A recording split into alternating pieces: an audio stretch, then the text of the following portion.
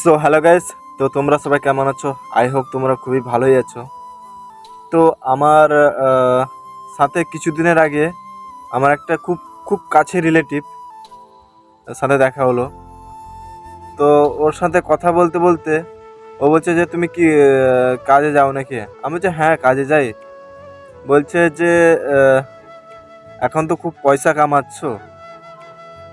আমি বলছি হ্যাঁ বাস কোনো রকম কামাচ্ছি, আর কি করবো, এতে ঘরে বসে থাকলে থুড়ি না সংসার চলবে। তো একটা লজিক দিয়ে একটা লজিক দিচ্ছে আর কি আমাকে, যে বলছে আমার বাড়ির পাশে একজন খুব বড় লোক। তো ও পয়সা কামাচ্ছে সব, মানে পয়সা কামিয়েছিল ভালোভাবে, ভালো পুরো একবারে সেটেলমেন্ট। তো ও কিছুদিনের আগে মারা গেল।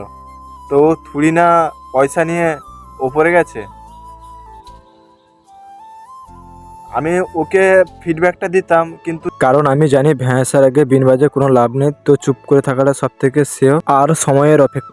তার উদ্দেশ্যে একটা কথাই বলবো, যে যে কোনো মুদিখানা যাক, বা যে কোনো শপিং মল, বা যে কোনো একটা জুতো দোকানে, বা একটা রেস্টুরেন্টে যাক, মানে যেটা রাস্তার পাশে বসে, তো ওই উইদাউট মানি ছাড়া ও যাক, দেখবো তখন উইদাউট মানি ছাড়া যাক, দিলে বুঝতে পারবো যে হ্যাঁ ওই লোকটা দম আছে কথা। কিন্তু ওদেরকে কে বোঝাবে?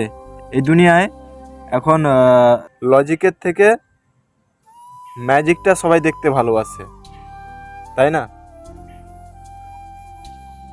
তো অবশ্যই তোমরা কমেন্টে বলো যে আমি কথাটা ঠিক বললাম কি ভুল বললাম। কারণ এখন মানি ছাড়া আহ, কেউ রেসপেক্ট দেবে না। এখন সবাই লজিক দেখাবে আর আমাদের ম্যাজিক দেখাতে হবে, কি তাই তো বন্ধুরা?